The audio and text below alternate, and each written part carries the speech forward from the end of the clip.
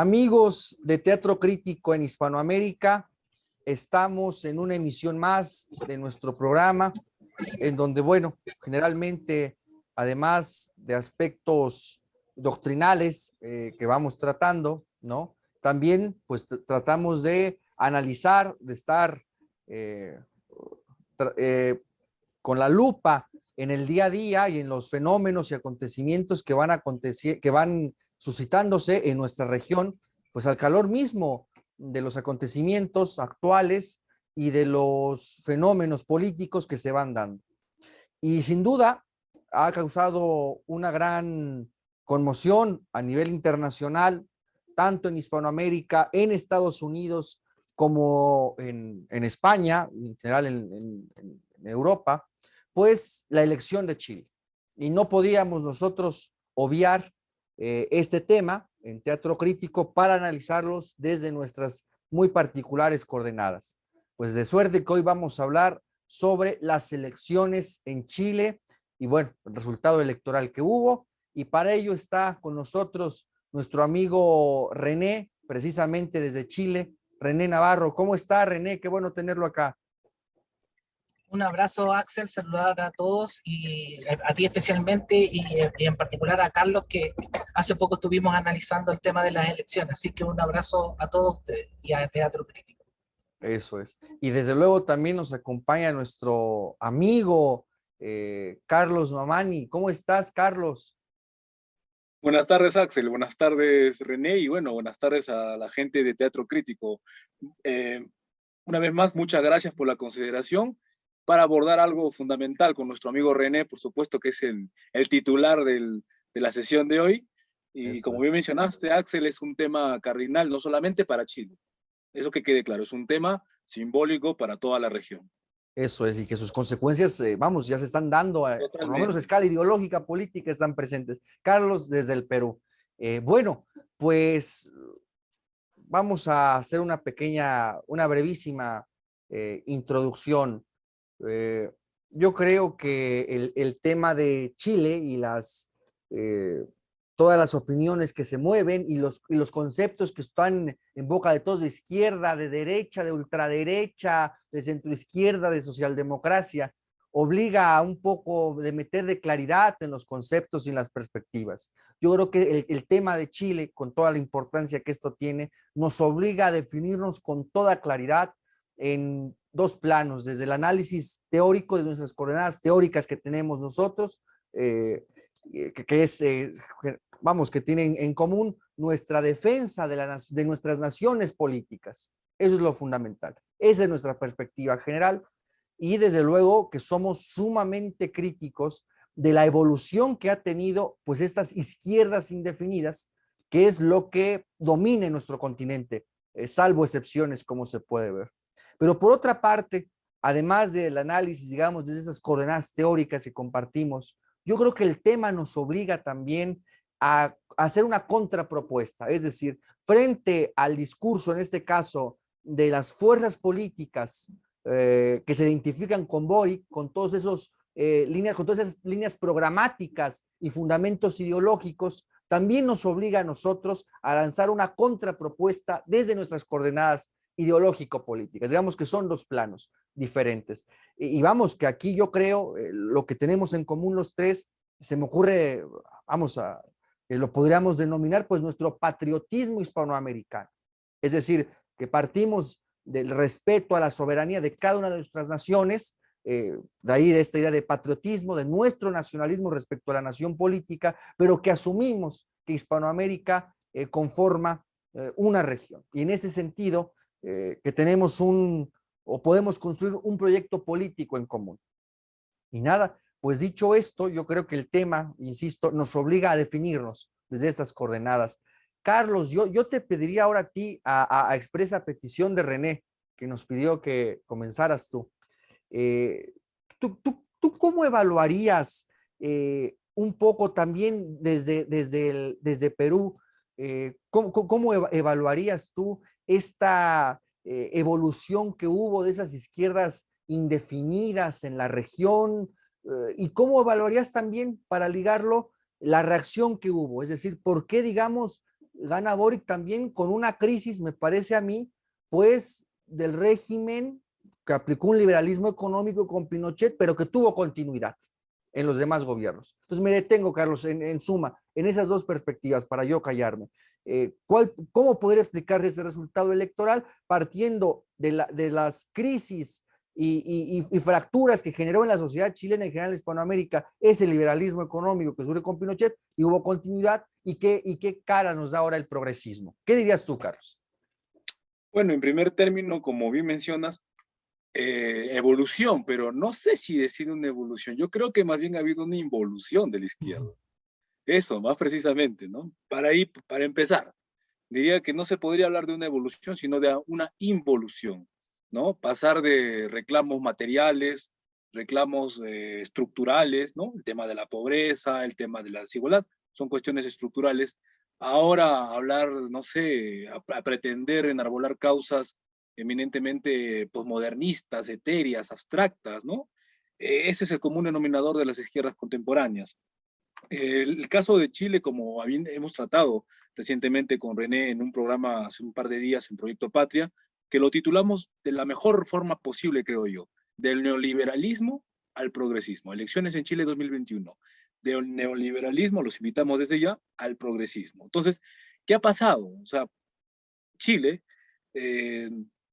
nosotros en Proyecto Patria, y igual mucha gente alrededor del mundo, incluso en Sudamérica y en el Perú, considera que Chile ha sido un laboratorio, ¿no? Se instala hace casi medio siglo el neoliberalismo a sangre y fuego, ¿no? Todos conocemos la dictadura, el periodo pinochetista, todo ese periodo muy triste para el pueblo chileno y desde luego para toda la región, porque después ese modelo neoliberal va a ser replicado también a sangre y fuego en todos nuestros países, ¿verdad? Pasan casi 5 décadas, casi medio siglo, desde el 73 a la actualidad, y vemos que hay un cambio, vamos a decir, un cambio paradigmático, ¿no? Pero que se entienda dentro del mismo liberalismo. No se ha dejado de ser liberal en ningún momento, ni tampoco dejar de ser capitalista. Evidencia de esto fehaciente podría considerarse lo que mencionó lo manifestado recientemente por el secretario de Defensa de la actual administración Biden, el señor Anthony Blinken, ¿no? Felicitando al nuevo presidente electo, Gabriel Boric, me parece que apellida. Entonces, claro, yo me pregunto, ¿no? ¿Se imaginan ustedes a Nixon, a Kissinger felicitando en el 73 Allende? Bueno, yo creo que es un hecho muy sintomático, pero muy sintomático, ¿no? Que efectivamente no estamos acá. Diciendo, perdón, Carlos, y diciendo, en Chile triunfó la democracia, así, el secretario Claro. de la Defensa de Estados Unidos. Entonces, ese es el problema, el gran problema que todavía nosotros tenemos en la región y que ni siquiera la gente que está en las ciencias sociales ha podido despercudir, es seguir con marcos teóricos de la Guerra Fría y de la posguerra fría, incluso hablar todavía a estas alturas de izquierdas y derechas, la verdad que yo no sé hasta qué punto sea tan prudente, ¿no? Ante la evidencia no podemos más que sacarnos el sombrero y reverenciarla tal como aparece, ¿no? Sino que la gente piensa que porque un candidato tal se lo cataloga que es de derecha, va a actuar de tal forma. O sea, la ideología piensa por la gente. O que se dice que es de izquierda de tal forma. Saliendo un poco del tema, y es un tema menor, es un caso menor, lo recientemente acontecido en Brasil. O sea, Bolsonaro, y que no ha sido atendido por ningún medio de comunicación, al menos en el Perú, el tema de Bolsonaro, ¿no? Evidentemente yo nunca he sido bolsonarista, ni mucho menos, pero en teoría él se supone que él está en la derecha, que es uno de los representantes más recalcitrantes del neoliberalismo, ¿no? Que es el Lord Vader, ¿no? En palabras de nuestro amigo René, de la región y de todas las izquierdas, vamos a decir. Sin embargo, ha hecho algo inédito, ha hecho algo que ninguna otra izquierda progresista y no sé qué más ha hecho, ¿no? Cerrarle las puertas al FMI en su cara, ¿no? Entonces, son hechos, son hitos que nos impelen, que nos interpelan a pensar ya no la realidad política en términos de izquierda o de derecha, ¿no? Creo que esa dicotomía, nos impide ver la realidad tal cual es, ¿no? Pensamos que porque un candidato o tal presidente, ¿no?, es de izquierda, va a actuar de tal forma, o porque es de derecha va a actuar de otra forma, ¿no? Boric recientemente se ha manifestado, antes de que gane, respecto al tema de Nicaragua, por ejemplo, ¿no? No presta el apoyo, incluso lo denuncia. Entonces, claramente ya no son derroteros, es una brújula guiarse por izquierda hacia derecha, ¿no? Por ahí me quedaría, ¿no?, en esta primera intervención. Muy bien, Carlos, no, hombre, muchas gracias, muy puntual. René, pues empezamos, digamos, in media res con este tema, pues que es obligado comentar, ¿no? Esta desarrollo, evolución en el sentido de, bueno, de cómo fue transformándose, ¿no? Pues esas fuerzas que ahora llaman de izquierda, pero yo quisiera ahora pedirle para ir, digamos, un poco más ordenadamente en nuestro programa. Son varios puntos los que queremos tocar, pero yo quisiera comenzar un poco remontándonos a antes de la elección, para explicar un poquito a nuestro auditorio el contexto. Y tal vez pareciera que me voy a ir a las calendas griegas, pero me parece que habría una raíz que explicaría todo esto, que me parece que, bueno, para escuchar yo le hago ese planteamiento, a ver usted que juzga, mi estimado René, que el régimen político actual, es decir, las instituciones, el orden todavía, digamos, constitucional, previo a la asamblea y la convocatoria de una asamblea constitucional que hubo, pues fue producto, junto también el régimen político, pero también junto con el tipo de modelo económico, pues fue producto, digamos, de la desestructuración del gobierno de Pinochet, me parece, ¿no? Que el régimen actual fue producto de esa desestructuración del régimen de Pinochet, pero que sin embargo, en el ámbito del modelo económico, de la política económica, hubo cierta continuidad, ¿no? Y que al final generó pues estos desequilibrios sociales acentuados y bueno, que pasó lo que pasó después. Yo le plantearía eso, René, para escucharlo a usted, un poco para explicarle a nuestro auditorio, digamos, esa estructura del Estado chileno. ¿Qué diría al respecto, René? Bueno, sí, efectivamente creo que es prudente remontarse al gobierno de Pinochet, al gobierno militar, pero sintéticamente yo me atrevería a retroceder un poquito más. Eso es. Retrocedería hasta el año 70, en que fue elegido Salvador Allende, y que desde mi punto de vista, uno de los conflictos graves que tiene Hispanoamérica y en Chile en particular, guarda relación con la forma específica de gobierno.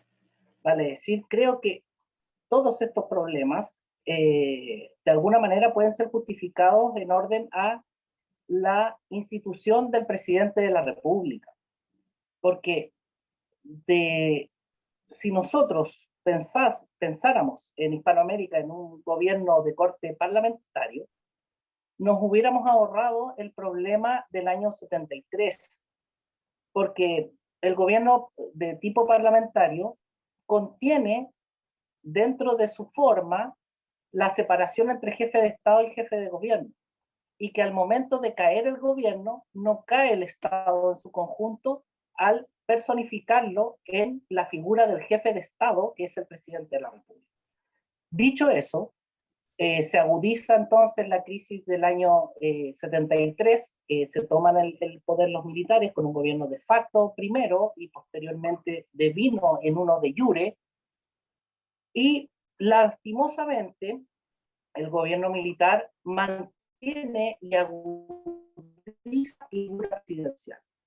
Esa crisis del año 73, para hacerlo más resumido, luego explota esto del año 2019, en donde teníamos un presidente de la República que hasta la actualidad, entre comillas, gobierna, si es que no es del gobierno, y al producirse las crisis, lo sano para mantener la autarcia, ¿cierto? Eso. Hubiese sido que el gobierno saliera por acuerdo de las Cortes, de la Cámara de Diputados, de los órganos colegiados que en los estados civilizados existen, y inmediatamente tratar de dar continuidad al problema. Sin embargo, se produce un estallido, un llamado estallido social, que yo lo asimilaría al que ocurrió en España cuando se toman la plaza y llegan las carpas, no, se me olvidó en este rato la sigla, pero ustedes saben de qué estoy hablando, en donde hay, llamémoslo así, esquirlas de la resaca, o caña le decimos acá en Chile, estos efectos secundarios qué sé yo, de las copas, pero España y los gobiernos parlamentarios tienen la posibilidad de llamar a elecciones, convocar elecciones y el Estado se mantiene. Si España hubiese vivido esa situación sin los resguardos constitucionales que tiene, créeme que estarían en este rato discutiendo también su constitución. Entonces, esto fue lo que pasó. Como no hay una estructura de gobierno parlamentario, en donde la gracia del sistema parlamentario permite que las disyuntivas políticas sean solucionadas por los electores, se produce esta olla a presión y en definitiva se aprovecha para modificar la Constitución, cuestión que no era solicitada por la ciudadanía. Decir que es el modelo de Pinochet es 50% verdadero, 50% falso también, porque el año 89 se hizo un plebiscito en donde participó hasta el Partido Socialista o facciones del Partido Socialista y de lo que en definitiva fue después el gobierno de la Concertación, con un 90 y tanto por ciento de la ciudadanía. Y no estamos hablando de elecciones, llamémoslo así, complejas como lo fueron las del plebiscito de noche. Posteriormente hubo más de 50 modificaciones a la Constitución. Y la última gran modificación del año 2006 fue firmada y rubricada incluso por el presidente Lagos. Dicho Lagos, eso, claro. decir de la Constitución de Pinochet yo creo que no es correcto, porque en Perú, y aquí estamos para que nos lo confirme, en Perú también se quiere cambio de Constitución, y en Perú no tuvieron a un Pinochet, claro, tuvieron a Fujimori y todo eso, pero no creo que sea asimilable a Pinochet. En Colombia también están hablando de cambio de Constitución, y en definitiva pudiéramos llamarlo en un malestar con el proyecto neoliberal. Yo creo que esa es la madre del cordero. Ahora bien, la explosión de la gente en ningún momento estuvo dado por el régimen de gobierno o, como decía, temas constitucionales, sino que eran cuestiones pragmáticas, pensiones, temas de salud, temas de educación, etc. Ahora bien, ¿cuál es la complejidad que se da ahora? Es que creo, a pocos días de haberse dado la elección, que lastimosamente no hay un equilibrio de fuerzas políticas, porque como la Asamblea Constituyente está por sobre el 75% con fuerzas, llamémoslo así, de una izquierda indefinida total, hoy día tendríamos un presidente electo que es el paradigma, yo creo que el día de mañana va a ser estudiado con las pautas de la izquierda indefinida, sin lugar a dudas.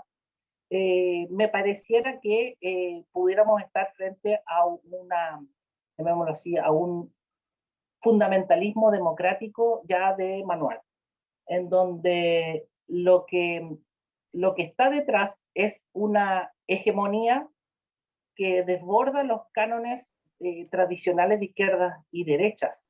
Ya bien citaban ustedes el tema del apoyo de Estados Unidos y vemos que en realidad la hegemonía hoy día está en una, no sé si llamarlo izquierda indefinida, sino que en una indefinición total. Una indefinición total que busca, en términos de la posmodernidad, destruir los estados nacionales, destruir, sin lugar a dudas, la familia y la destrucción de los sexos. Yo creo que por ahí va el tema y todavía no tenemos las suficientes herramientas como para determinar que efectivamente hay intereses foráneos en, a mi juicio, la destrucción del Estado Nacional chileno. Yo por ello lo veo con cierto resquemor, porque de haber ganado el otro candidato, que yo no soy partidario tampoco de él, sin embargo, de Kast para nuestro auditorio. Sin embargo, creo que la elección, en este caso de José Antonio Kast, hubiese permitido de alguna manera para hacer esto que los anglosajones llaman check and balance. Ya, un equilibrio frente a esa asamblea, ¿no? Correcto, máxime, considerando que no se trata de una elección presidencial cualquiera, y lo hemos conversado en otras oportunidades. Si las elecciones presidenciales se constitucionalizan, no es una mera disputa respecto de ciertos planes y programas, sino que es una disputa respecto del orden institucional en su totalidad. Y si estamos cada 4 años discutiendo el orden institucional, entonces no vamos a poder hacer políticas de futuro.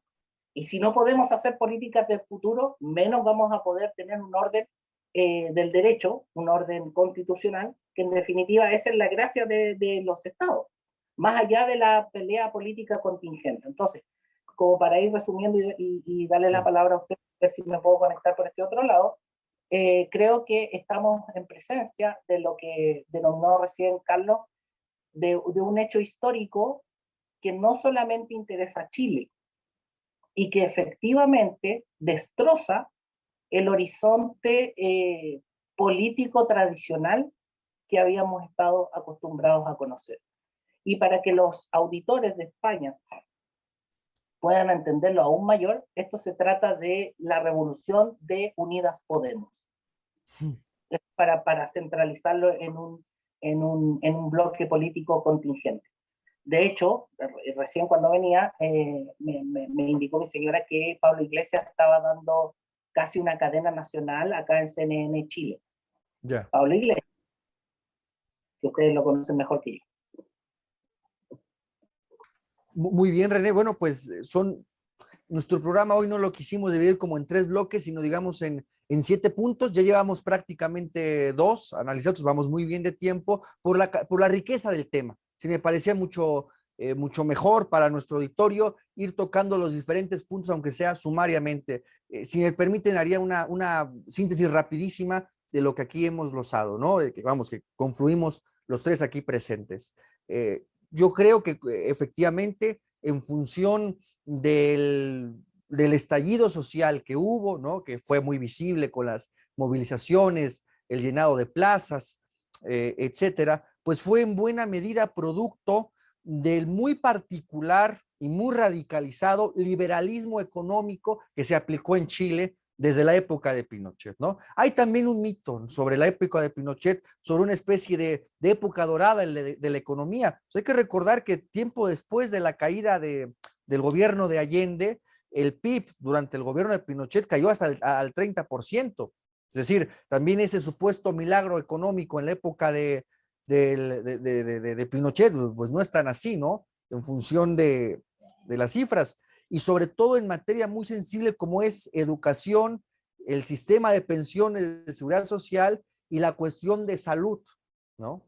Entonces son demandas sensibles, que por ejemplo el tema educativo, al no haber un sistema de gratuidad, pues generaban las constantes protestas estudiantiles. Es decir, vemos aquí como una prueba clara, como también por decirlo en ese principio, verbo es factum, la verdad está en los hechos, frente a este libertarismo que ha surgido ahora en nuestros días en la región, frente a este liberalismo radicalizado, pues también ahí están ciertos efectos que están presentes, ¿no? Unos desequilibrios, unas inestabilidades sociales que llevan a esto, ¿no? Ese sistema de educación, de no tener un sistema de educación pública hace que se deuden las familias, por ejemplo, a nivel universitario, y bueno, y las constantes protestas estudiantiles, el tema de pensiones o el tema de salud.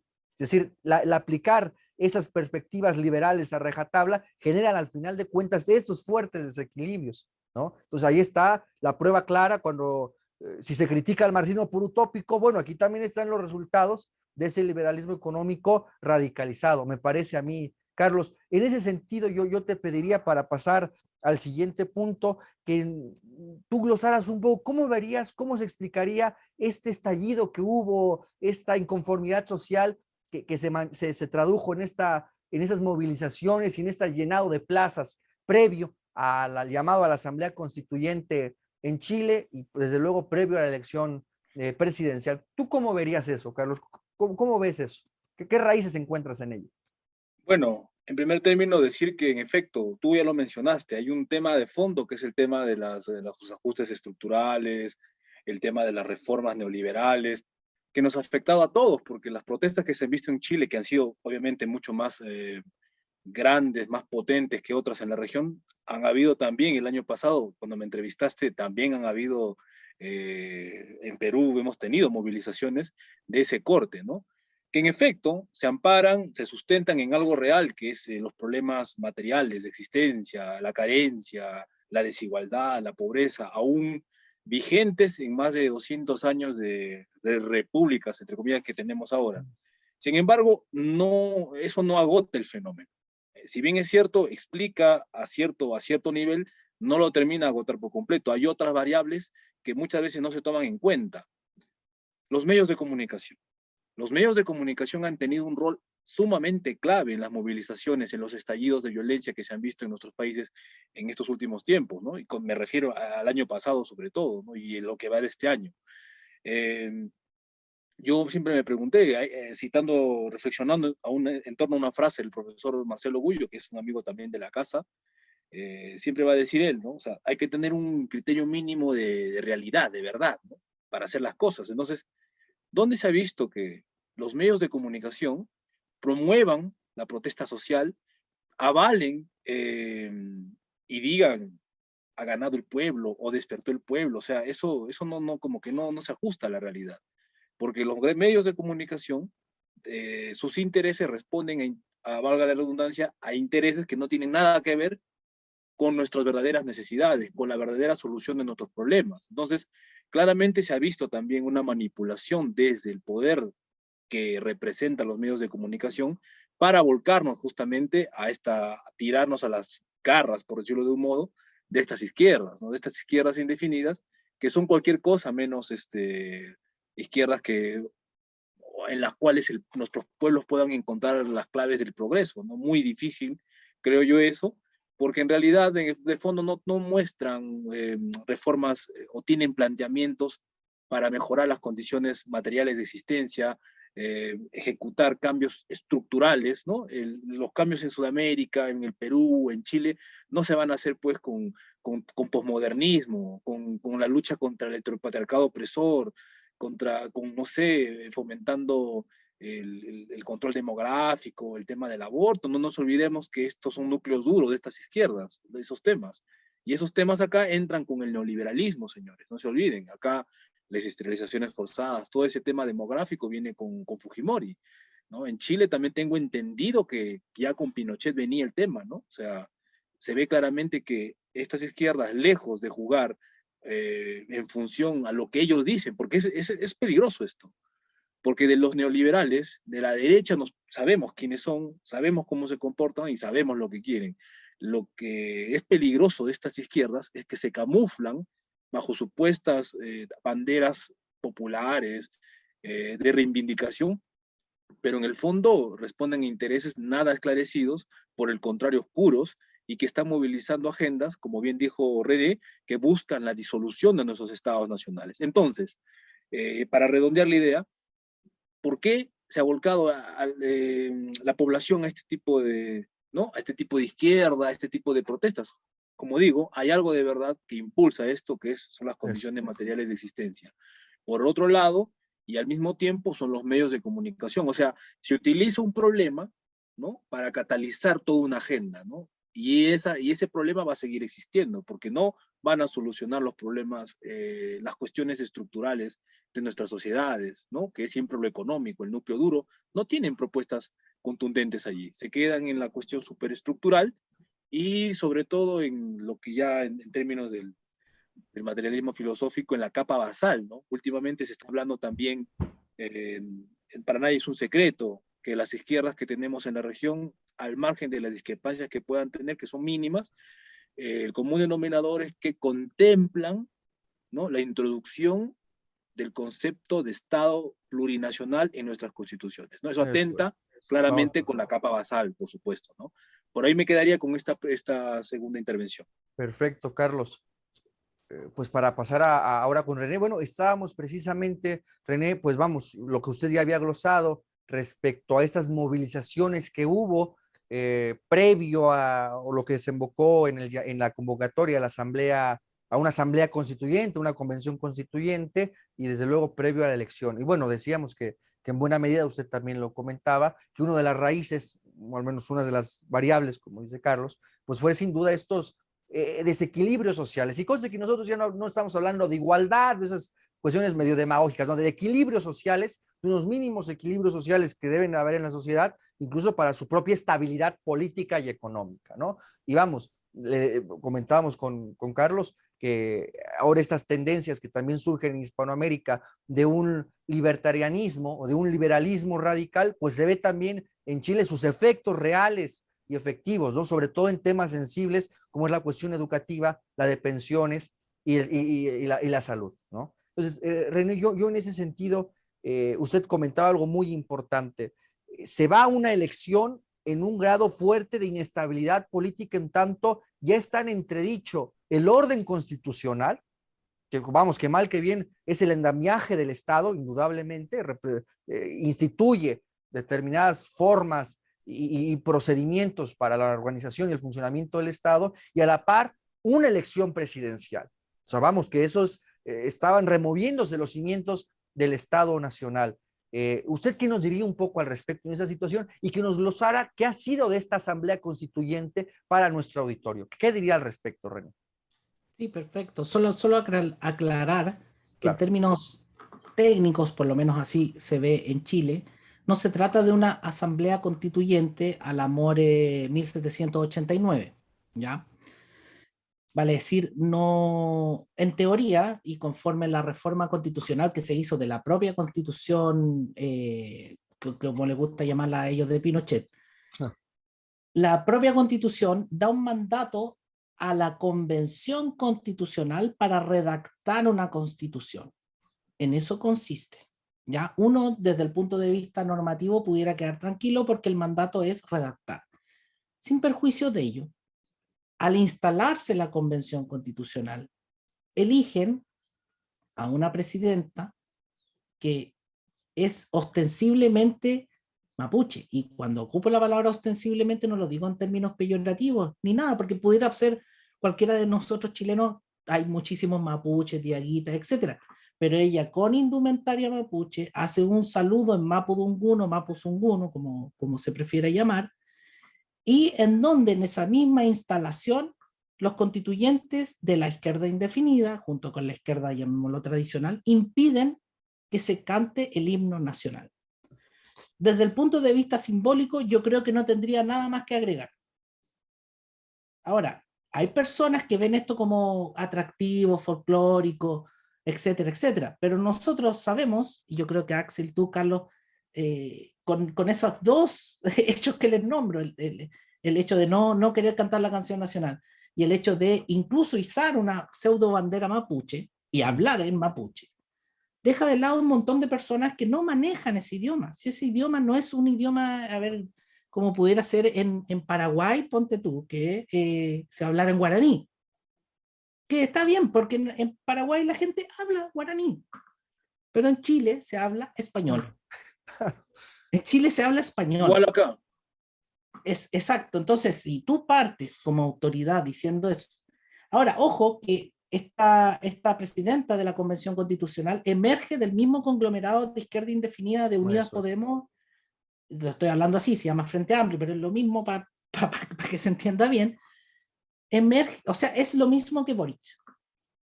Es lo mismo. Si a eso le sumamos que ya se han saltado reglas, porque como les digo, tenían un mandato, tenían que fijar su reglamento en 2/3, ya no lo hicieron. Dentro de la convención se está castigando la libertad de expresión, la libertad de prensa. No se permitió en algún momento entrar a los periodistas. El hoy día presidente electo en algún momento maltrató periodistas en vivo. O sea, acusaban al otro candidato acá de ser Trump, pero el que se mostró trumpista, por decirlo de esa manera, o trompetista, como se quiera decir, fue el otro candidato. Si a eso le sumamos que todos los medios de comunicación, y para estos efectos hablamos de la televisión, que es lo que ve la gente, todos, no estoy exagerando, es todos los medios de comunicación tomaron partido por el actual presidente electo. Sí, es verdad eso. Si eso no es anómalo, a mí me gustaría que en los comentarios, en alguna parte, me dijeran qué es, porque de verdad que es imposible que en estas condiciones los canales de televisión, y además que se produce una cuestión tan rara, porque supuestamente ellos están impugnando el modelo, pero resulta que el modelo en su conjunto les está facilitando los platós de televisión. A mi gusto, el gran empresariado está detrás de Unidas Podemos, está detrás del Frente Amplio. Y creo que la única manera de superar estas dificultades es que las fuerzas, si es que aún quedan, que rescaten nuestra tradición, más allá de nuestras diferencias particulares, no se unen de alguna forma, creo que va a ser imposible parar el tsunami podemita. Para que lo entendamos todos bien. Ahora, yo sé que, por ejemplo, en el caso de Perú, Castillo no es izquierda indefinida necesariamente, pero de lo que se ve ya ha sido cooptado por la izquierda indefinida. Eso es. Totalmente. Entonces, si nosotros sumamos a Argentina, que es el paradigma de la izquierda indefinida, Eso es. y ahora sumamos a Sí, Chile, sí, que sí. ojo, porque se dice Michelle Bachelet, presidenta socialista, Ricardo Lagos, presidente socialista, Sí. sí, está bien, pero gobernaban en una estructura que buena, mala, regular, más o menos, debemos revisar, porque en esto siempre en esta lógica de no solamente de lucha de clases, sino que de dialéctica de imperios, Eso es, muy bien. está comprobado, ¿cierto?, que Estados Unidos tuvo una intervención en el derrocamiento de Allende. Hasta ahí va bien, para la historia oficial. Pero también ya está comprobado que para el derrocamiento de Pinochet y la instalación de la democracia, de la misma manera que en España, también intervino Estados Unidos. Claro que sí. Entonces, si sacamos la cuenta, para hacer la analogía con la patria grande, con la madre patria, quizá a nosotros nos faltó para equilibrar un poco, y ahí vuelvo a lo que hablaba al principio, régimen parlamentario y seguridad social. Si nosotros tuviéramos régimen parlamentario y seguridad social, nos ahorramos el estallido del año 2019. Y el tema de la seguridad social es complejo, porque los análisis tradicionales no resisten el hecho de que al mismo tiempo esta izquierda indefinida está promoviendo derechamente que no haya población. Entonces, ¿cómo vamos a sostener regímenes de seguridad social sin población? Claro, Con ¿cómo un se van a llamado cotizar, no? Correcto, con un llamado explícito a la no reproducción. Eso es. Cosas que si tú me las hubieras preguntado a mí, Axel, antes del estallido del 2019, quizá yo te hubiera respondido con más pausa, más mesura. No, esto es alaraqueo de ciertos sectores fundamentalistas, pero al ver y vivir la rebelión de 2019, créeme que es así. Hay una intención positiva, así como la definición del dolo en el Código Civil, hay una intención positiva de que la población no se reproduzca, que ojalá sean solteros y vivan, pues solteros indefinidos sexualmente, por cierto, y que vivan con mascotas. Eso. Ese sería como el leitmotiv. Ahora, yo sé que para algunos mezclar el tema constitucional con esto tan banal que estoy diciendo ahora no tendría una conexión lógica, pero tiene la conexión lógica en orden a los postulados de indefinición Claro. que estos conglomerados políticos Y de una promueven. política demográfica que tiende a Sí. achicar a nuestros No pueblos. solamente Aborto, género. lo que decía recién Carlos respecto al tema de la plurinacionalidad. Esa plurinacionalidad es el gatillo detonante de la balcanización que grupos terroristas hoy día han empezado. Eso es. Entonces, cuando con colegas comentamos, no, es que hay que irse del país, ya, y mi respuesta es, ya, ¿y para dónde te vas a ir? Porque si se van a España, están igual. Si se van a México, parece que también. Entonces, este es un tema, vuelvo a insistir, global, que no solamente interesa a los chilenos, sino que interesa de alguna manera desde el punto de vista de cuáles son las reglas a las que como comunes y mortales nos vamos a tener que suceder. Y ahí viene mi problema. Porque llamémoslo así, en un orden lógico tradicional, tú sabes a qué reglas atenerte. Pero en la indefinición, ¿a qué reglas nos vamos a tener? ¿Cuál va a ser la regla? Si no, la regla pareciera ser, la regla es que no hay regla. Muy bien. Pues usted introdujo un tema que tenemos perfilado, vamos bien de tiempo, vamos despachando los puntos, que es el tema del movimiento mapuche abiertamente en contra de la unidad nacional. Eso queremos cerrar con eso. Ahora yo quisiera ya para introducir de lleno a la cuestión electoral, como ha podido ver nuestro auditorio, no quisimos simplemente en media res meter el tema de la elección porque caemos acaso en una pura fenomenología. Era bueno remitirnos a ciertos procesos históricos y a ciertas estructuras, por muy sumariamente que lo hayamos expuesto, me parece que se da un panorama un poco más amplio a nuestro auditorio, de que esas cosas no surgen de la nada, ¿no? Me parece que esto era necesario y además es el contexto y las raíces del proceso que nos lleva a las condiciones de la actual elección. Yo en ese sentido quisiera ya meter precisamente la cuestión electoral, remitiéndonos rápido a la primera vuelta, porque tal pareciera, por cómo se presentó y que fue lo más sonado, el triunfo de Gabriel Boric, que solamente hubo una elección y fuera Boric contra Kast, y Kast hubiera ganado arrolladoramente cuando en sí sacó el 30 y tantos % y fue la suma de los otros partidos que también necesariamente decidieron darle su apoyo. Yo aquí, digamos, como en plan dialéctico, de materiales que salieron en la prensa, hubo un documento, una entrevista que salió, por cierto, en la BBC, que anda, bueno, la BBC en Hispanoamérica anda lebrestando a todas estas corrientes de la izquierda indefinida, pero marcadísimamente. Ahí hay que reconocer. Guaripola con la Deutsche Welle, ¿Sí? y la BBC. La Deutsche Welle, que son los alemanes, la BBC y RT, acá Sí, RT, RT español. curioso. Son Sí, bravos los sí, rusos, sí. son bravos porque lo que prohibirían en Rusia aquí lo alebrestan.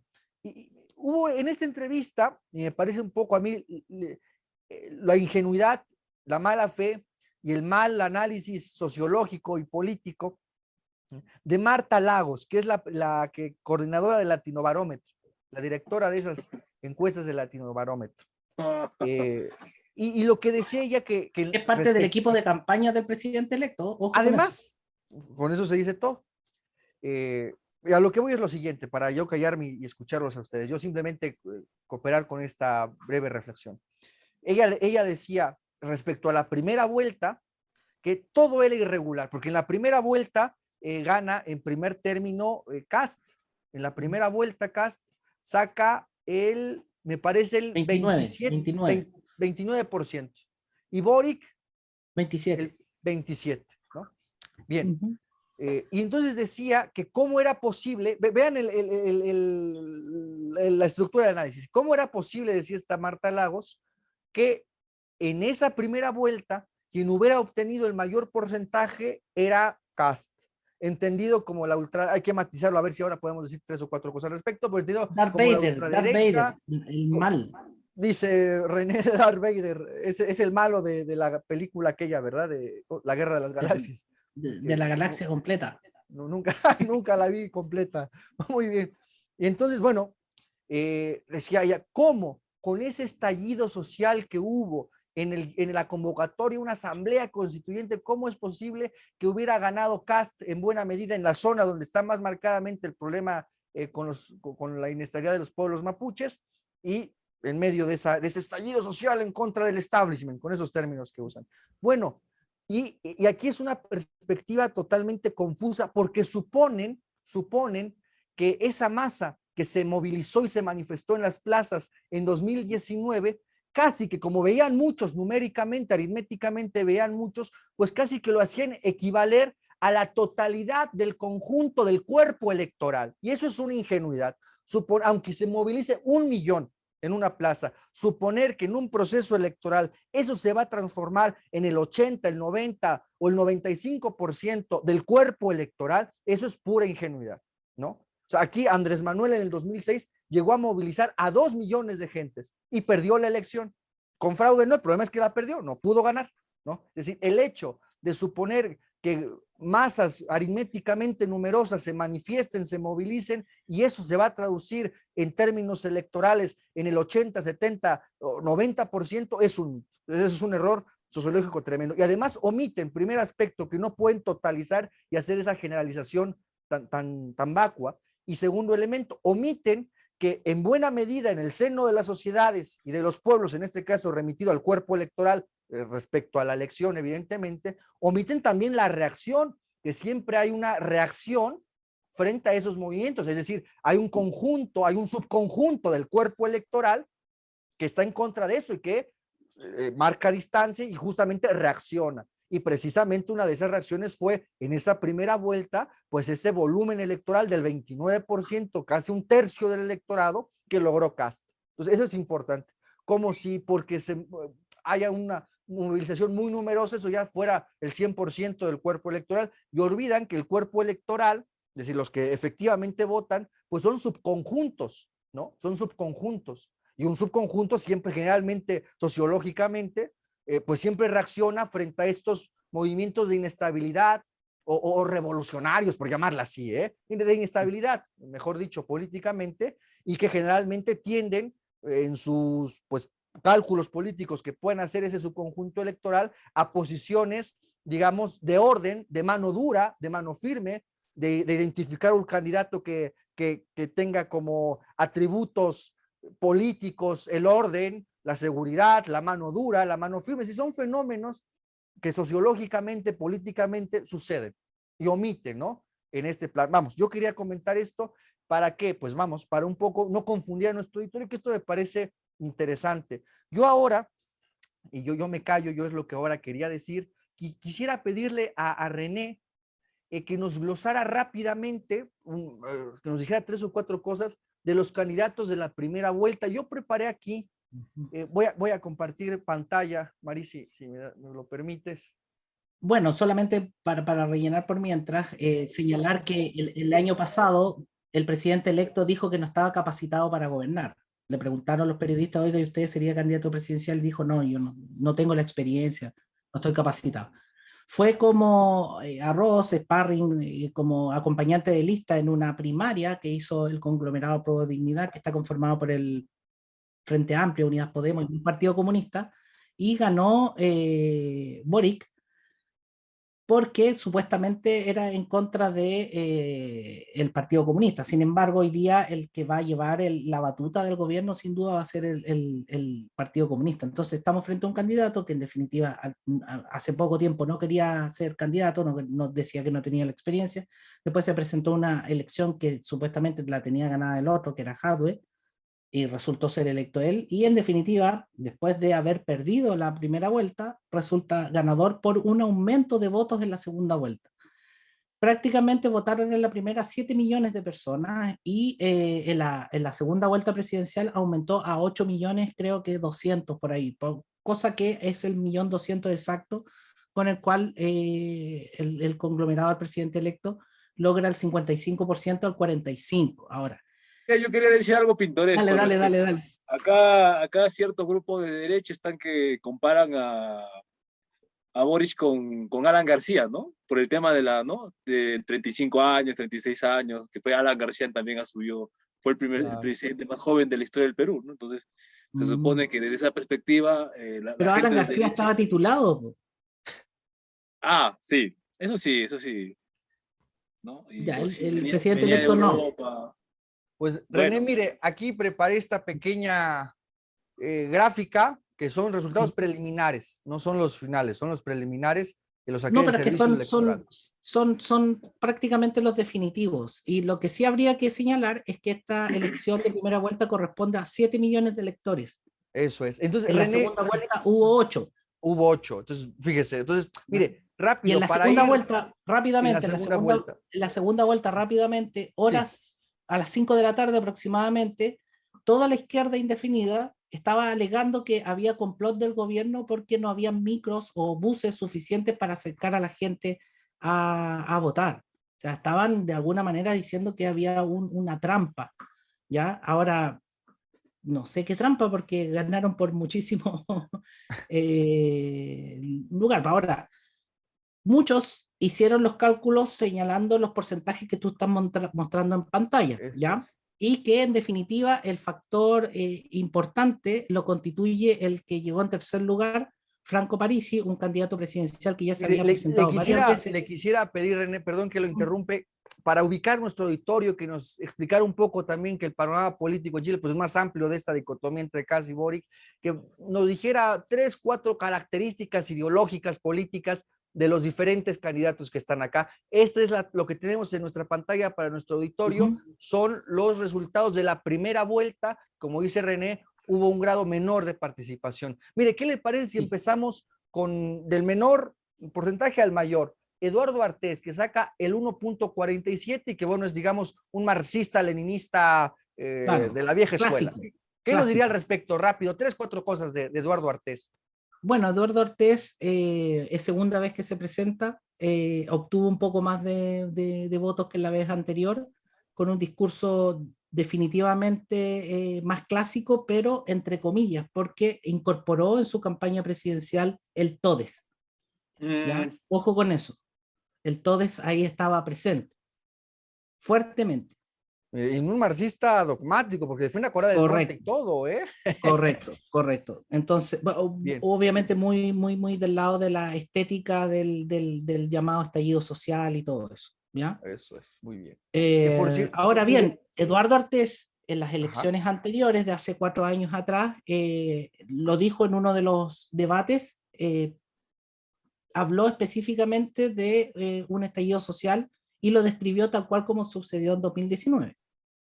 Tal cual.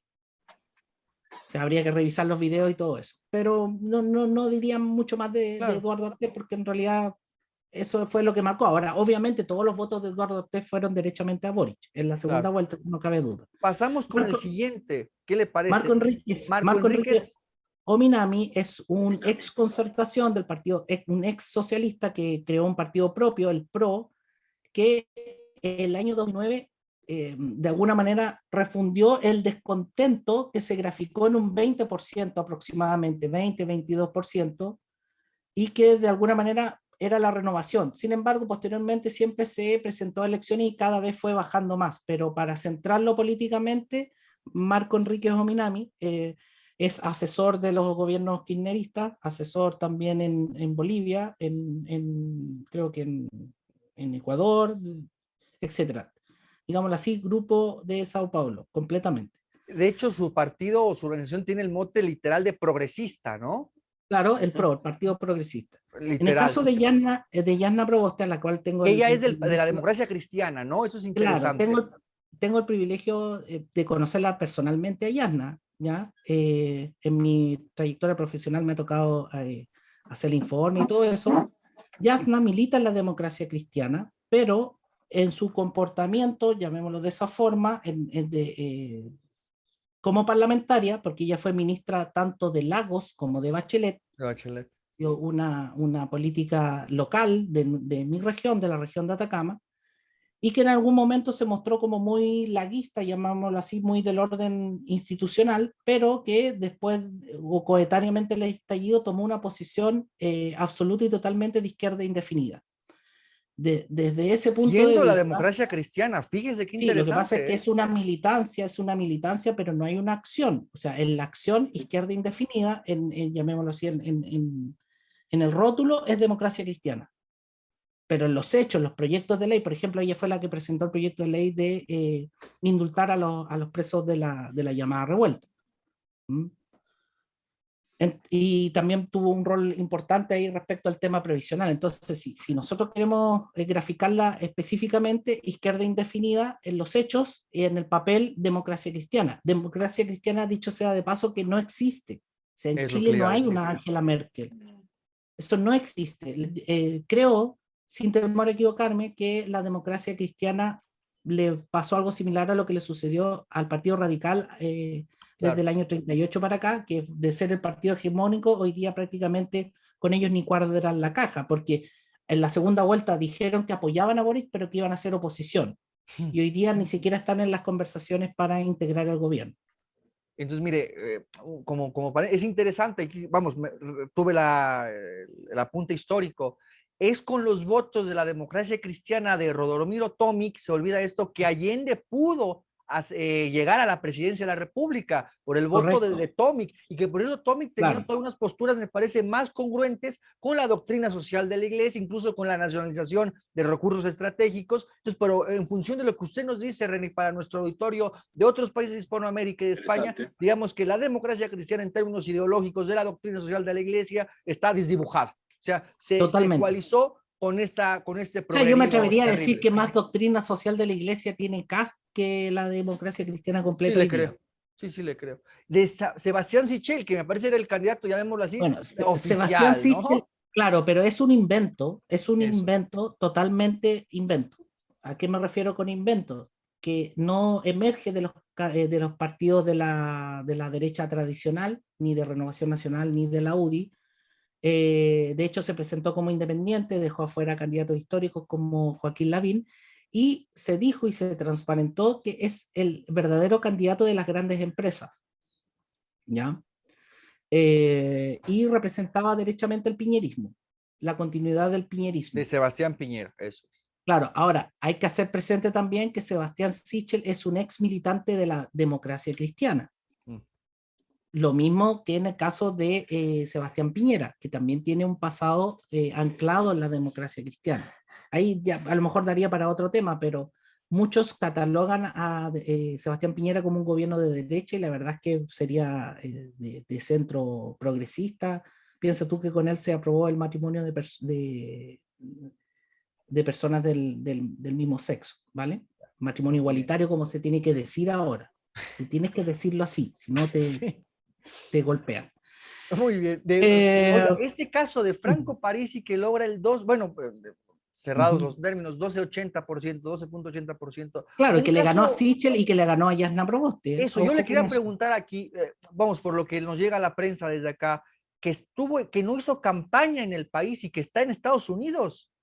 Hay un episodio de Black Mirror en donde un monito, un avatar, Ajá. gana las elecciones en términos telemáticos. Bueno, pasó lo mismo con Franco Parisi. No llegó a hacer campaña, ni siquiera votó por él mismo, porque tiene problemas judiciales por pensión alimenticia, pero no obstante aquello, pudo capturar a un, llamémoslo así, a un votante que no es de izquierda indefinida y que es más interesado por los temas económicos del día a día, llamémoslo así, de la especulación financiera, una suerte de que no necesariamente están claros los grupos económicos tradicionales. Me atrevería a decir que en la primera campaña de Trump, Parisi se parece más a Trump en ese sentido, o sea, eso de capturar a sectores medios, medios bajos, pero Digamos en esos aspiracionales. términos, electorales, digamos, ¿no? Claro, claro, Yo lo que identifiqué y no le pregunto, necesariamente René, cuadrados en la derecha tradicional, pero que yo, tampoco de yo lo que izquierda. Ahora, identifiqué en el discurso y le pregunto a usted, René, yo por lo que escuché, escuchando a París y sus conferencias y discursos, me pareció un poco encuadrado, por ejemplo, en términos económicos dentro del liberalismo. Hay cierta sí, relación, claro, ¿no? O sea, es un completamente. liberal en lo económico. Completamente, Muy bien, completamente. Pero con esta figura outsider, con un claro, claro. discurso diciendo yo no soy de derecha, no soy de izquierda. Contra la casta Eh, política y esas cosas, ¿no? Un poco a claro, la Milei, ¿no? exactamente. Este sujeto de Argentina. Sí, pero consideraría que Milei Ajá. es más contundente en sus apreciaciones y con una línea más definida, ¿ya? Ya, En el caso ya. de Parisi es más zigzagueante. Bien, Es bien, más bien. zigzagueante, en algunos momentos pareciera ser incluso un candidato de centro izquierda, en otras muy liberal, turbo liberal. En realidad tiene como de todo Parisi, es Muy bien. como Mire, ese candidato clásico, candidato bisagra. ya, eso. Mire, me quiero saltar a Boric porque nuestro último punto que ahora vamos a tocar es analizar ideológica y doctrinariamente a Boric con más detalle para nuestra audiencia, es el punto del programa. Pero de Katz se ha dicho poco. ¿Usted qué diría de Katz? Bueno, Kast se le hizo la caricatura de ser nazi porque el padre alemán tenía 18 años cuando fue reclutado por las milicias de la época. Entonces era tan ridículo como decir que alguien que hizo el servicio militar en Chile para el 70 y, no sé, 75 era pinochetista por defecto, o sea, a ese nivel. Creo yo que no pertenece a la élite tradicional de Chile, porque Chile es muy chico, y yo creo que aquí Carlos me va a apoyar en eso. Las grandes familias de Chile son poquitas, y están en Chile desde el siglo XVII. ¿Ya? Ahí está llamémoslo así, la concentración económica de verdad. Kast es un inmigrante alemán, segunda generación, y llamémoslo así, aspiracional, con una familia que creció, familia grande, etcétera, pero no diríamos que es, por ejemplo, el dueño de grandes empresas. Obviamente, para el resto de la población va a tener más dinero y todo eso. Ahora, ¿qué se le cuestionaba a Kast? Que tenía muchos hijos. Entonces, tener muchos hijos es algo malo. No puede tener muchos hijos, que era rubio, que era muy pinochetista, que era nazi. Yo creo que Kast, objetivamente hablando, es un conservador clásico en lo valórico y en lo económico un liberal más. Un liberal más. Ya, eso, un Eso, liberal más. Perfecto. un liberal más. Muy bien, René. Bueno, Carlos, hicimos un panorama general para, digamos, equilibrar las participaciones. Yo te preguntaría a ti ahora, digamos, en visión de síntesis, con este panorama riquísimo que nos dio René, porque nos dio un panorama de las fuerzas políticas que están en Chile. Carlos, ¿tú cómo evaluarías, tú cómo diagnosticarías esta variedad o esta variopintidad de fuerzas políticas, ¿no? Digamos, parece que esta agenda, digamos, progre, por llamarla así, se ha ecualizado y asumido incluso movimientos en lo económico que se hacen llamar de derecha. Ahora vamos a definir un poco estos, pero me parece que ninguna de las fuerzas, ninguna, desde una perspectiva nacionalista, patriótica, hispanoamericanista. ¿Cómo verías tú esto, Carlos? Bueno, en primer término decir, me quedo con lo último que estaba mencionando René. Mencionaba el tema, ¿no?, de la cuestión cultural, vamos a decirla, ¿no?, la cuestión conservadora en CAST. Y en efecto, o sea, esto tiene que ver también con el cambio de paradigma dentro del sistema capitalista, ¿no? O sea, no es casual tampoco, ¿no? La primera vez que nos entrevistaste, habíamos comentado sobre el foro de Davos, sobre la Agenda 2030, ¿no? Lo que algunos denominan las élites de los metacapitalistas, del supracapitalismo, en fin, varios nombres se le ha dado. El hecho es que para esta gente ya no es para el capitalismo contemporáneo, el capitalismo del señor Joseph Stiglitz, del señor Klaus Schwab, el capitalismo inclusivo, el capitalismo progresista, el capitalismo de izquierda, ¿no? Suena hasta cierto punto pintoresco decirlo, pero tal cual ahora es. Para este capitalismo ya no sirven los conservadores.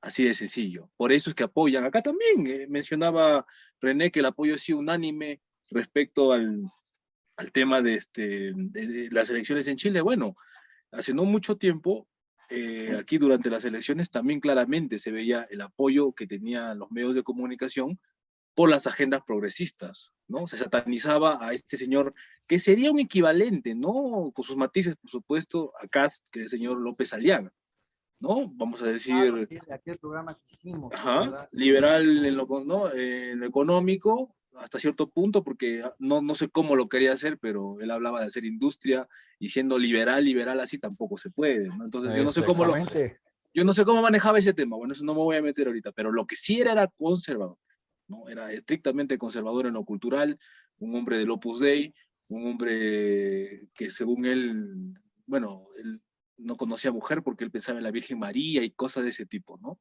Más o menos así. Él estuvo en sus manos por un momento capturar la presidencia, ¿no? Sin embargo, por ciertos, sobre todo por errores que él cometió en campaña y que fueron maximizados por la prensa. O sea, la prensa claramente se veía que si había un momento en la primera vuelta, un enemigo al cual abatir era este señor. O sea, y sobre todo por sus posturas conservadoras, ¿no? Yo no soy partidario de él, yo tengo amigos que lo son, los saludo, pero ellos saben que yo no soy partidario de él, solamente estoy describiendo el fenómeno, ¿no? Veo que el tipo, todos los medios se le fueron encima, ¿no?, sin excepción. Ya después, en la segunda vuelta, tenemos que gana Castillo, como bien había hecho notar René, termina siendo cooptado. Sucede que en el Perú algo, y esto creo que puede replicarse a diversos contextos, ¿no? Ahora sobre todo con lo que estamos pasando. Un sociólogo, ¿no?, apellido Guillermo Nugent, más no recuerdo, creo que es él. Sí, él tiene unos libros sobre las élites en el Perú, ¿no? Demuestra cómo es que con un discurso popular Fujimori asume la presidencia y es cooptado por las élites neoliberales. Entonces es que yo diría que es uno de los más grandes exponentes, este sociólogo, respecto al estudio sociológico de las élites en general neoliberales. Pero ningún sociólogo ha hecho un estudio sobre las élites progresistas. Las élites neoliberales simplemente cumplieron su función, ya no sirven más. Estos muy pocos lo están entendiendo, ¿no? Muy pocos lo están entendiendo. Este sociólogo, como digo, avanzó con eso, ¿no? Describió sociológicamente a las élites neoliberales. Pero él nunca va a hablar de las élites progresistas porque él también está dentro de ese círculo. Por eso enseña donde enseña, está donde está y lo premian como lo premian, ¿no? Obviamente. Entonces, de eso no se ha hablado. Esas élites están emergiendo, ya emergieron, y es un tema importante que hasta la fecha no lo hemos tocado en mi programa, el tema de las ONGs. Para allá vamos. Si las ONGs falta algo en el rompecabezas, nunca se va a terminar de armar, ¿no? Entonces las ONG son las plataformas, ¿no? Sobre las cuales esta gente se dirige. Yo he identificado que al menos se funciona así el tema. Son las ONGs a través de las cuales las canalizan financiamiento del exterior, ¿no? Para mover agendas que no tienen nada que ver con la realidad o los problemas de los peruanos, de los chilenos, de los mexicanos, porque esto es extrapolable a cualquier ámbito de nuestra Sudamérica, de nuestra Iberoamérica, de nuestra Hispanoamérica. Entonces, se ve las ONGs en contubernio porque no operan solas, ¿no? Los medios de comunicación que replican sus agendas, ¿no? Aunque sean de izquierda o de derecha los medios, los replican. Uno que otro medio por ahí que está en la clandestinidad, pero que no, los grandes medios capitalinos de Lima promocionan esto, ¿no? O sea, por activa o por pasiva.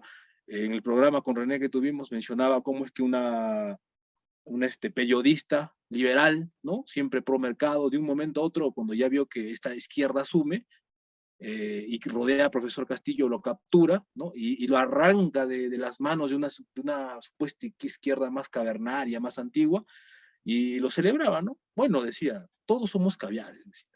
No nos hagamos problema, porque estaban, ¿no?, denunciando que el presidente Castillo había sido cooptado por los caviares. Entonces dijo, no nos hagamos problema, en el Perú todos somos caviares. Entonces claramente uno puede ver allí que esta gente que tradicionalmente se mueve dentro del neoliberalismo y todas las reformas estructurales y todo ese sistema que viene desde, por supuesto, desde el tema de Chile, ¿no?, que se expande en la región, ahora esta gente no se hace problema en decir que los caviares son aliados y que no hay ningún problema. Entonces, en ese contexto es que tienen que enmarcarse lo que estamos ahora padeciendo, ¿no? Cómo es que las izquierdas, lejos de evolucionar, han involucionado y ahora se ha convertido en algo hegemónico, ¿no? Porque lo mismo que se ve en Chile, se ve en el Perú, ¿no? Entonces, ONGs, medios de comunicación, las universidades, entre comillas, top 10, ¿no? Por ejemplo, acá tenemos, ¿no?, bien entrecomillado, católica, la Universidad Pontificia, Universidad. Está sin audio, Axel. Axel, no está sin audio, Axel. Nada, un matiz, perdón, simplemente subrayar, perdón que interrumpiera, pero es que eso me pareció fundamental para nuestra audiencia. Hoy las universidades, en su mayoría, habrá excepciones, evidentemente, son el núcleo ideológico de toda esta basura ideológica que se pulula por ahí. Son las universidades, ¿eh? Yo sumaría acá en Chile la primaria y la secundaria, o sea, claro, completo. Claro. Completo. En algunos, como dice René, en algunos lugares, el sistema educativo, ¿no? Yo en el caso peruano menciono a las universidades porque es lo más visible. Pero sí, seguramente las universidades, todavía la primaria, la secundaria en México. Todavía, pero hay que mirar siempre. Chile, Argentina. Pero van para allá, sí, totalmente. Entonces, a eso estamos yendo, Carlos. ¿no? Está bien, a eso estamos yendo, ¿no? Entonces, ahora, diríamos el sistema educativo, ¿no? En el caso de Chile, obviamente, está lo universitario y más gravemente el tema de la primaria, incluso desde el kinder, me parece, no sé. Pero acá en el Perú todavía se mueve el tema para que den cuenta, o sea, como digo, o sea, hay matices, hay niveles, cada país tiene su propio contexto, su propia coyuntura, ¿no? Si bien es cierto, estos marcos, estos modelos, estos esquemas que ahora estamos utilizando para analizar, ¿no?, las dinámicas ideológico-políticas en la región, son moldes, ¿no?, son esquemas que se pueden aplicar en cada contexto según sus matices. Entonces, claramente el sistema educativo acá, en general, no está tomado.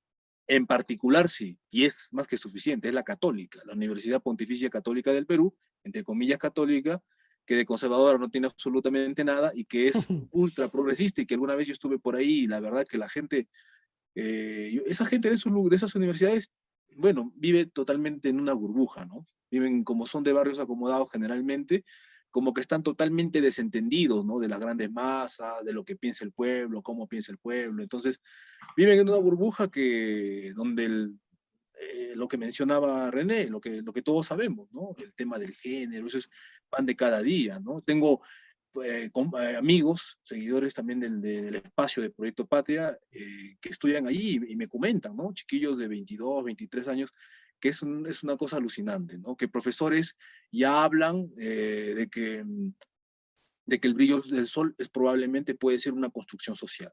No, ¿no? bueno, A ese nivel. No, en serio, yo tengo grabaciones ahí de alumnos que siguen la página y ellos me cuentan ya cansadísimos, profundamente afectados porque se dan cuenta que están pagando, disculpen la expresión, pero por basura.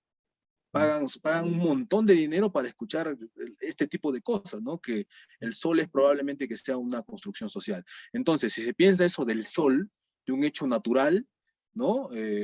Que creo que no hay vuelta que darle, ya pues podemos imaginar qué se piensa de la familia, qué se piensa no, de todo lo que normalmente nosotros hemos conocido como algo convencional. Entonces, Claro. ONGs, medios de comunicación, universidades top 10, ¿no? Y no solo eso, qué bueno fuera que esa universidad quede ahí entre los profesores y los alumnos y listo, ¿no? Ya, Pero no. no, porque de esa universidad, no ahora, décadas atrás, nos salen nuestras planas ministeriales, ¿no? Con todo ese chip. Entonces, por eso, o sea, con René en el programa lo comentamos. Muy bien. Habíamos llegado a una conclusión, o sea, tanto en Chile, en Perú, estas izquierdas ya estaban en el Estado, ya, o sea, vía las ONGs, no es que no, yo siempre lo he dicho, cuando tomen el poder va a ser una cuestión simbólica, porque ya sus agendas operan de manera transversal en el Estado, entonces también trabajan con los aparatos del Estado, ONGs, universidades, medios de comunicación y aparatos del Estado. Han colonizado el Estado desde las ONGs. Es verdad. Muy bien, pues vamos. Solo un apunte, disculpa. Adelante, René, por favor, claro. Yo solamente llamo la atención respecto de Sí. que los jóvenes revolucionarios votaron por un candidato que es apoyado por el gremio de los periodistas en su conjunto. O sea, ¿qué de revolucionario puede tener eso? No, lo desconozco, porque imagínate tú que en un estado cualquiera, en una nación cualquiera, el gremio de los periodistas manifieste públicamente su apoyo a un candidato, que es hoy el presidente electo. O sea, hay algo ahí que no está cuadrando mucho, porque se supone en abstracto que el periodismo debiera, que todos sabemos que tiene línea editorial y todo lo que tú quieras, pero el gremio completo del colegio de periodistas manifestó su apoyo al candidato electo. Entonces, ¿quién tiene la hegemonía? ¿Quién tenía el poder incluso antes de las elecciones? El que ganó. Claramente. Muy bien, René. Pues vamos perfilando el final de nuestro programa. Creo que hemos enriquecido, digamos, un análisis pues sumario de la situación política chilena y complementada con esa cuestión, por ejemplo, en el Perú y en general, que el estado, digamos, en rasgos generales de toda Hispanoamérica. Y yo quisiera en este momento, si me permiten, robar 5 minutitos y ya después que ustedes comenten lo que crean pertinente. Respecto al análisis de Boric, que me parece ahora es lo sustancial, para darle un poco más de elementos a nuestra audiencia. Pues yo creo que en este punto del programa, yo remitiría, me parece que justo para esta confusión en los medios de comunicación, en la prensa, en la militancia política, quien está ahí, de izquierda, derecha, socialdemocracia, centro, pues nos ayuda muchísimo y nos da mucha luz ese libro, esas dos obras de Bueno, el mito de la izquierda y el mito de la derecha, ¿no? Eso me parece fundamental, pero también agregarlo con un texto más que se pueden consultar libremente en internet, está en el Catoblepas, sobre el desplazamiento de los términos de derecho y izquierda a otros ámbitos no estrictamente políticos, sino yo sobre todo éticos y morales, fundamentalmente en esos aspectos. Entonces, claro, si nosotros queremos mantener el carácter político de los términos de izquierda y de derecha, tenemos que remitirlos al Estado, a la organización del régimen político, a la organización o propuestas que se tengan del proyecto económico, lo decía Carlos, eso que nosotros denominamos la capa basal, vamos, la capa económica del Estado, los recursos y las programaciones que debe tener todo Estado y el ámbito de sus relaciones internacionales, ¿no? Pero sin embargo, si bien también hay una izquierda indefinida, también hay una derecha indefinida. O sea, cada vez se van perfilando más y más una oposición se llama usualmente de derecha, bueno, pues no sé, como respuesta a la cuestión del aborto, un poco lo de Kast, ¿no? Movilizar ese término de derecha al ámbito ético y moral, y que está bien y que es necesario desde nuestra perspectiva, ¿no? La cuestión del aborto con una política demográfica prudencial y todo este combo ideológico de lo llamado LGTBQ, es necesario esto, más, etcétera, los inventos de Judith Butler y las universidades norteamericanas. Bueno, nosotros, claro, mantenemos nuestra postura, pero también a esa derecha, digamos, si no tiene una propuesta clara en términos económicos o útil en función del interés nacional, tampoco basta, ¿no? Tampoco basta mantener oposición a esos aspectos que nosotros marcamos nuestra No te distancia. hago un inciso, en el caso de Kast solamente decía bajar los impuestos, pero cómo financiar, etcétera. O sea, solo la baja de impuestos a lo Milei, una cosa así. Justo, eso voy. Entonces, justo eso que decía René. Yo para cerrar, bueno, pues en ese sentido, me parece que es muy oportuno ocupar esa estructura del Estado que nos ofrece Bueno y el materialismo filosófico para analizar las propuestas programáticas, sobre todo de Boric. Y si asumimos que el Estado está compuesto de esas tres partes, de un régimen político, de la capa económica y del ámbito de sus relaciones internacionales, gloso lo siguiente y me callo para que ustedes comenten lo que vean conveniente. Me parece que en términos del régimen político, Boric está totalmente en una línea perfilada del fundamentalismo democrático. Es el fundamentalismo democrático, que entre otras cuestiones me parece que concretamente aquí es que entre más dispersión del poder del Estado haya, mejor para ellos.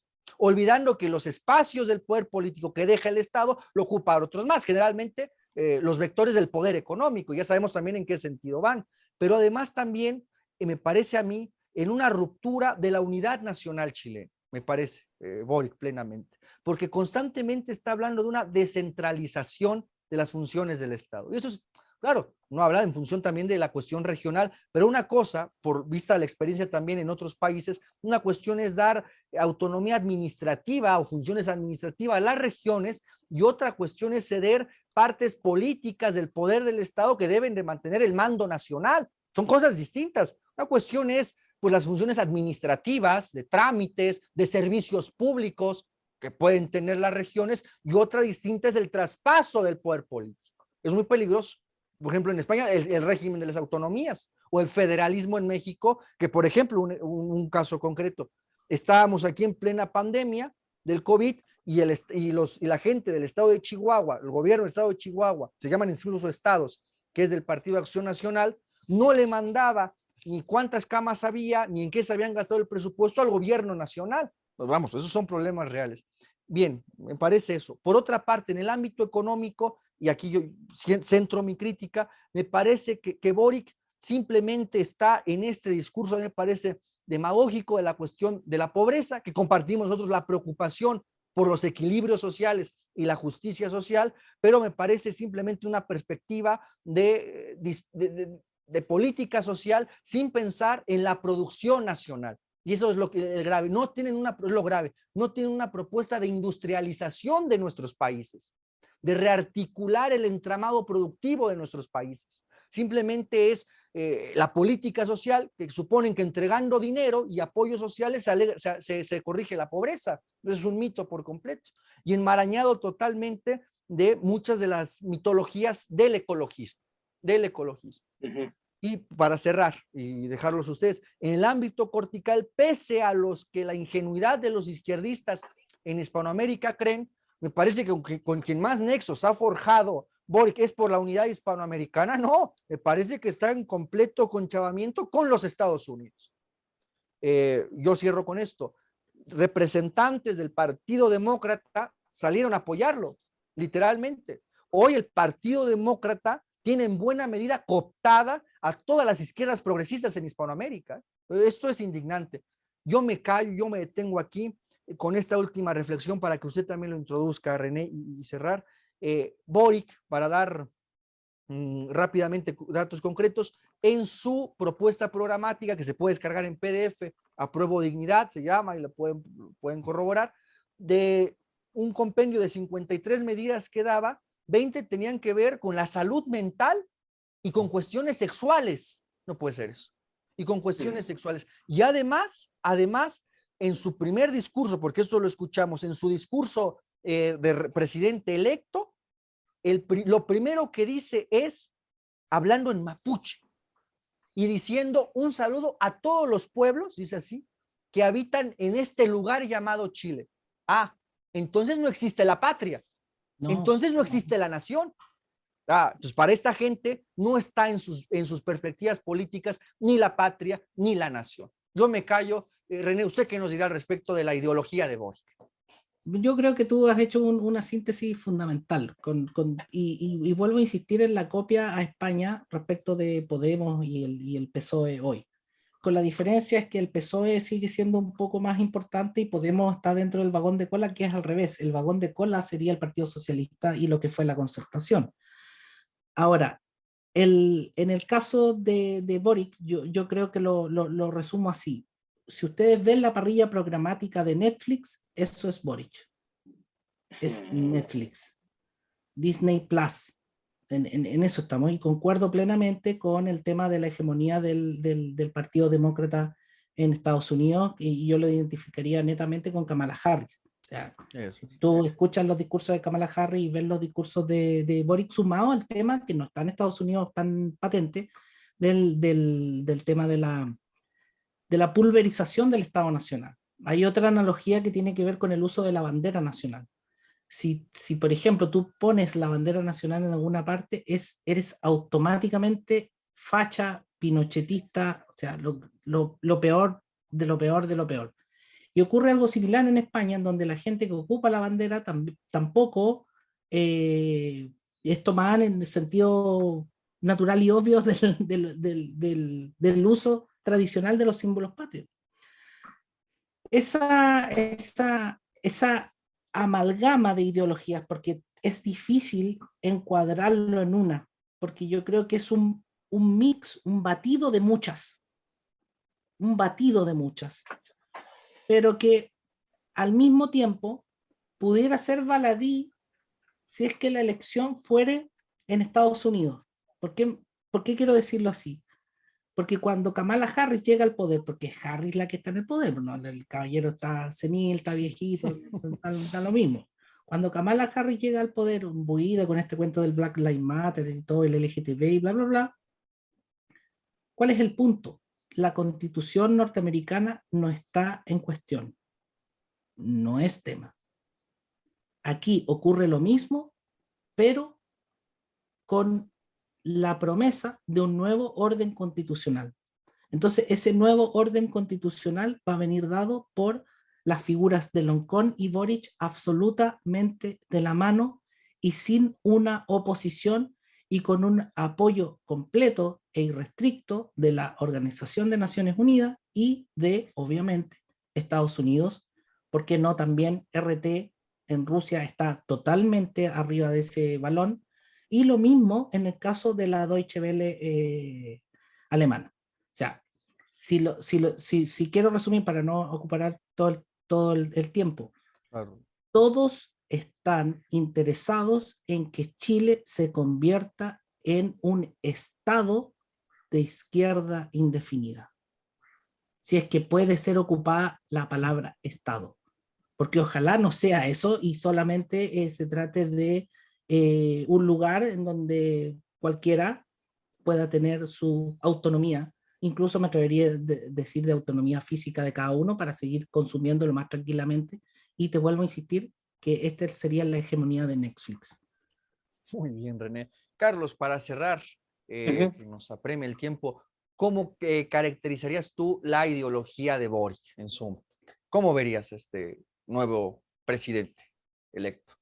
Bueno, actualmente es elegido como el baluarte del posmoprogresismo contemporáneo, ¿no? Es el abanderado del podemismo acá en estas partes, del cual, ¿no? De Podemos beben varias de las izquierdas, no, acá también son la gente que ha cooptado al profesor Castillo es muy amigo del señor Pablo Iglesias y de toda esta gente. Y bueno, y decir finalmente, para ya no ser más largo este final, decir que al poder mundial y a las potencias particularmente les conviene que este tipo de izquierdas avancen, porque estas izquierdas son totalmente antinacionales, son totalmente antiestatales, por eso ya no demoran con el tema del pacifismo recalcitrante, acrítico también. Entonces, como habíamos comentado en la sesión anterior, ¿no? Con otros compañeros de Venezuela y de España, el tema de las potencias es que, bueno, podrán tener sus discrepancias entre ellos, pero a nosotros nos siguen viendo como despensas de materias primas. Podremos tener simpatías con Rusia, con China hasta cierto punto, ¿no? E incluso con el clásico Estados Unidos, de repente, en su forma en cómo se construyó como país potencia. Esto muy bien lo ha explicado el profesor Marcelo Gullo. Pero independientemente de eso, de esos procesos, nosotros seguimos siendo despensa de materias primas. Entonces, ¿qué mejor para este nuevo orden que tener países gobernados por estas izquierdas indefinidas, antinacionales, ¿no? Que son totalmente, ya mencionó René, ¿no? Cómo está, cuál es su programa de gobierno, ¿no? Centrado, hipersexualizado. Entonces, es el posmodernismo que ha tomado la política, y eso nos va a tener consecuencias muy graves en el futuro. Claro. Si una izquierda no se ancla en lo nacional, simplemente no tiene futuro, ni el país ni la región. Eso es la clave. Vamos, pues hemos llegado a la conclusión de nuestro programa. Creo que lo hicimos en un buen momento, es decir, ya con el resultado electoral ya tenido, y además con unos 3, 4 días para ver cómo se acomodaban las cosas, ver qué decía, vamos, que ya teníamos elementos por lo menos para corroborar lo que ya sabíamos, pero que fortalece pues sí, nuestros argumentos, ¿no? Somos dialécticos en ese sentido. Y yo simplemente quiero terminar con esta última reflexión y ya, no quiero abusar del tiempo. Pues miren, me parece a mí que frente a lo de Boric, a mí me parece que lo de Boric ya marca un punto muy importante, porque es el ascenso ya de estas izquierdas indefinidas, que no está en su mente ni el Estado nacional, no solo está en mente, sino que actúan en contra de la nación, en contra del interés nacional, enmascarado del abortismo o del ecologismo o de cualquier otra demanda vulgar que no esté en función del interés nacional. Nos obliga a definirnos y nos obliga frente a esa derecha liberal, ¿no? Y frente a esta izquierda indefinida, abrir una tercera, un tercero en discordia, una tercera posición, digamos, en ese sentido, que me parece es precisamente la nuestra y que no está, y que hoy nadie recupera. Y yo creo que es nuestro deber, ¿no? Desde nuestro radio de acción, ir empujando, que es, vamos, de este patriotismo hispanoamericano, que en resumen me parece tiene 4 aspectos centrales. En el ámbito político, el fortalecimiento y defensa de nuestro Estado nacional, porque sus estados no los debilitan, ni el ruso, ni el yanqui, ni el chino, y el nuestro sí. A los nuestros sí no los quieren dividir, a los nuestros sí no los quieren pulverizar. Y encontrar la fórmula política capaz de que logre una continuidad a un proyecto diferente. En México dependerá de cada país, pero por ejemplo el partido político permitió en México mantener durante 50 años la continuidad de un proyecto nacionalista e industrializador, porque son cosas que no salieron en 6, 4 años. Y además que me parece fundamental que se tienen que ganar también a un sector del ejército. Siempre en nuestros ejércitos hay sectores nacionales, ¿eh? Por ejemplo, Carlos ha entrevistado a sectores nacionalistas del ejército peruano, que es increíble eso. En el ámbito económico, 2 cuestiones centrales me parecen. La industrialización. Sin industrialización vamos a seguir siendo esos expendedores de materias primas. Así será siempre. Y a su vez ligado a una cuestión de un equilibrio social, ¿no? Esta idea de justicia social, incluso desde como le expone Bueno, digamos Bueno lo expone así, la autaxia y la justicia, como ideas diferentes. La autaxia es la conservación del Estado, es decir, es la totalidad del Estado, ¿no? Y la justicia tendría que ver más bien con las partes sociales que está conformado ese Estado. Y nosotros queremos un reequilibrio, porque si no ya vemos lo que pasa, incluso también en términos de política económica, de no mantener un subconsumo que atrasa nuestras economías. Es decir, nuestra industrialización y esos equilibrios sociales. Y en el ámbito internacional me parece que no queremos quedar ni bajo la ejida norteamericana, pero tampoco bajo la ejida de China. Tampoco lo queremos, ¿no? Simplemente miren, en la propaganda que nos llega del Partido Comunista Chino, ¿qué dice hoy? En defensa de la globalización. Increíble, claro, la suya. La suya. A ellos les conviene, a ellos les conviene. La suya. Y yo cierro, por cierto, comentándoles, digamos, en plan dialéctico y les pediría un minutito a cada uno después de esto y ya, porque me parece importante eso, aunque sea tocarlo así de rápida. En la pluralidad del mundo, pues resulta que Lula en una entrevista, Luis Ignacio Lula da Silva, en una entrevista que da en Argentina, dice esto: nosotros no queremos quedar bajo el control de Estados Unidos, digamos, la posición normal, pero dice, pero tampoco de China, ni de la Unión Europea, propuesta de Alberto Fernández del Mercosur con un TLC con Europa. Y además dice, tenemos que apostar a nuestra industrialización, porque han apostado a acabar con nuestra industria nacional. Y dice, el PIB de Brasil conmigo era del 30%, con Bolsonaro es del 11%. ¿No? Es interesante. Y encima dice que hay que formar un banco del sur, un banco de desarrollo del sur y un comando sudamericano de defensa, un consejo sudamericano de defensa. qué problemas, ¿no? Porque tenemos a Lula con nuestras propuestas, pero totalmente envuelto en toda la progresía y apoyado con esos interlocutores, ¿no? Vaya paradoja. Yo te apuesto que para la Paradoja. campaña presidencial Lula se va a teñir el pelo de un color fucsia, rosado, algo así. Te apuesto que se Yo digo que posmoderniza. todavía no aguanta, pero el problema es que está rodeado y los interlocutores son esos. Y por la otra parte, por ejemplo, Cast, pues no basta simplemente con esa oposición a esos aspectos éticos o morales. Necesitamos el tema económico. De nada nos sirve estar en contra del aborto Sí, siendo sí, una sí. política económica liberal. ¿De qué nos sirve eso? De Si no nada. se habla de la unidad hispanoamericana y de la industrialización. Un minutito, René, ¿qué diría al respecto? Sí, concuerdo, y lastimosamente los grandes conglomerados políticos no se han dado cuenta que llamémoslo así, las coordenadas no son las tradicionales. Y yo, honesta y humildemente, creo que hay que tomar las coordenadas que entrega el materialismo filosófico en orden a entender que van a estar más cerca las izquierdas definidas de cualquier otra cosa más. Yo creo que ese cristal para mirar es un cristal que nos puede hacer entender lo que está sucediendo. Perfecto, René. Mi estimado Carlos, ¿qué dirías? Bueno, decir efectivamente, para complementar lo que decía René, las viejas, las rancias dicotomías de análisis, ¿no? que se siguen utilizando lamentablemente, siguen siendo las de la Guerra Fría, izquierda versus derecha y viceversa. Eso ya no es brújula para nadie en este siglo XXI, ¿no? La evidencia demuestra que son categorías rebasadas por la propia realidad, ¿no? Lo que ahora nos enfrentamos es entre los de arriba y los de abajo, entre los nacionalistas y los globalistas, entre Eso la es verdad. patria y la antipatria. Eso es verdad. Pues nada, amigos míos, esto fue Teatro Crítico en Hispanoamérica. Nos veremos en un programa más que quiero convocarlos a los dos sobre el problema mapuche y Araucanía, donde grupos terroristas atentan contra la unidad de la patria chilena. Y nada, pues yo decir con nuestra tradición de nuestro patriotismo hispanoamericano, viva Hispanoamérica unida, justa, libre y soberana. Muchas gracias. Esto fue Teatro Crítico de Hispanoamérica. Gracias, Axel. Hasta la próxima. Nos vemos, René. Abrazo, Adiós, Carlos, adiós. Axel, muchas Listo. gracias. Pues ya le mandé a René el enlace, pero creo que... Sí, me dijo que acaba de llegar a su casa, así que un momentito me dijo, pero Ah, bueno. me está diciendo que se va a demorar un poco, me dice. Una disculpa, Marí, de verdad, ¿eh? Me conecté por acá para no hacerles tardar más. Pero usted no va manejando, ¿no? No hay problema con eso. No, tranquilo, si va mi señora. Qué bueno. O sea, un gusto, señora, ¿cómo está? Mucho gusto, mucho gusto. Si quieren, ahora comentamos algo por el WhatsApp, porque Marí se tiene que retirar, que ya son las 9 de la Listo, noche allá. Listo. Cerramos, listo.